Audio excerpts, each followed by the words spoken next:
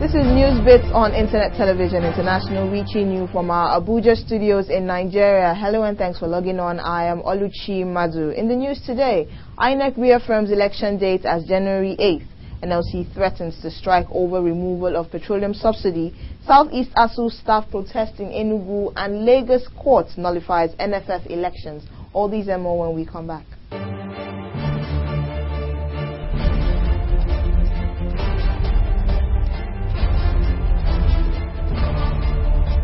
Chairman of the Independent National Electoral Commission, Professor Attahiru Jega, has stated that the first election will hold on January 8, 2011, despite time constraints. He made this known while receiving a delegation of people from the Nigerian Institute of Policy and Strategic Studies. The group was led by Professor Olu Obafemi, and they said that the NIPSS was confident that Professor Jega will make a difference that is necessary in bringing about a free, fair and transparent election in 2011. Our correspondent Shaya Debumi has the rest of the story. The chairman of INEC, Professor Attahiru Jega, said INEC is determined to deliver despite the time constraints. He said that the registration plan of the commission includes deploying 120 direct capturing machines to 120 polling stations in the country to correct the mistakes of the past. In terms of preparations for the elections, it is clear to us that if we take the constitutional amendment into consideration and the new Electoral Act of 2010, the first elections may at the earliest hold on the 8th of January. And if this were to be so, then we have to complete the voter registration by the 9th of November. The group's academic leader, Air Commodore Nkada, who spoke on behalf of the group, said, in line with the year's theme titled The Imperatives of Policy Sustainability for National Security and Democratic Stability, INEC had therefore been considered as one of the institutions to be visited, as it is the practice of participants to visit different organizations, institutions and countries. During our interaction, the study group will be interested in the following areas: the vision and mission of your organization, the short and long-term studies of your organization, the contribution of the organization to national democracy, the contribution of the organizations to policy sustainability for national security and democratic stability. To also be interested on the challenges and prospects of having a credible election in 2001 and even beyond. In response, the chairman of INEC, Professor Attahiru Jega, thanked the team for the visit and said the commission believes it is possible to have a free and fair election, hence it is committed to actualize it. Shaya Adebumi reporting for ITI. The Nigerian Labour Congress (NLC) yesterday repeated its warning to the federal government that there would be a nationwide industrial action if it goes ahead with the planned removal of subsidy on petroleum products by December this year or latest end of 2011. The leadership of the workers' body was reacting to an interview given by the Minister of Finance, Olusegun Aganga, at the weekend, where he said the government is set to go ahead with the controversial policy, which is likely to mean a petrol price hike from 65 naira to 120 naira per litre. In a statement by its acting head of information, Ona Idu, the NLC said the implications of the removal of subsidy from petroleum products go far beyond the question of availability of mass transit system or whatever amount of money the government would be saving. Rather, it is about the question of government living up to its basic responsibility of providing good governance in the best interest of the masses.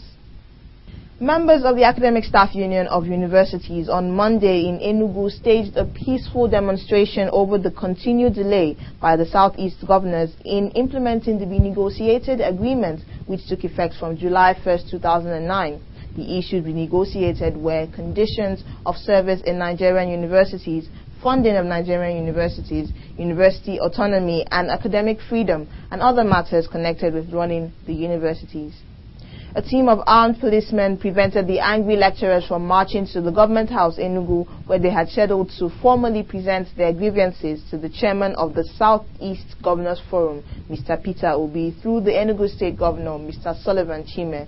Therefore, the protesters could only protest within the Enugu campus of the Enugu State University of Science and Technology, ISUT.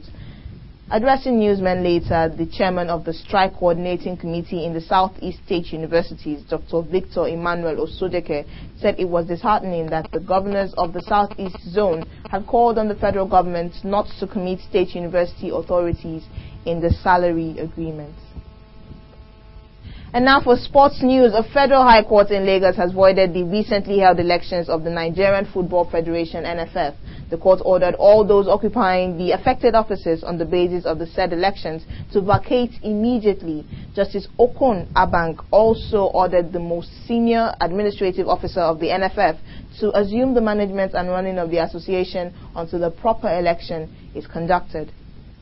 On the basis of Section 28, subsection 3 of the Constitution, the judge ordered the Inspector General of Police to remove any person occupying the affected offices who failed to voluntarily vacate office on basis of this order.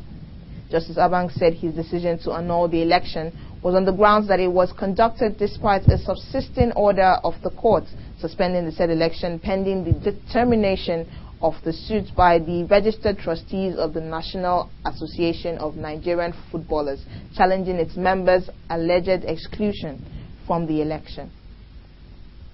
Still on sports news, the Economic and Financial Crimes Commission yesterday, Monday, rearrested and detained the 4 ex-officials of the Nigerian Football Federation over their alleged complicity in the mismanagement of 1.4 billion naira. The officials are the former president of the NFF, Mr. Sonny Lulu, ex-first vice chairman, Mr. Amanze Uchebulam, former chairman technical committee, Mr. Taiwo Ogunjobi, and the federation's ex-secretary general, Mr. Bolaji Ojoba.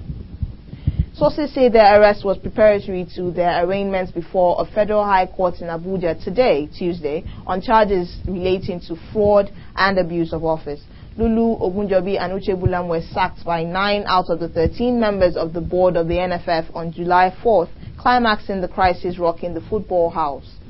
The ordeal of the 4 officials was also directly linked with the dismal outing of the country's senior national team, the Super Eagles, at the last World Cup hosted by South Africa. The EFCC had on July 6th summoned Lulu and others who were not able to keep the appointment until July 15th, when they were eventually interrogated. Although they were granted administrative bail after more than 10 hours interrogation, the EFCC had seized their travel documents to prevent them from traveling outside the country. As a prelude to their grilling, operatives of the Commission had on July 12th raided the Glass House Secretariat of the NFF and carted away documents relating to the 1.4 billion naira scandal. And with that, we've come to the end of News Bits for today. Thanks for logging on. I am Oluchiman.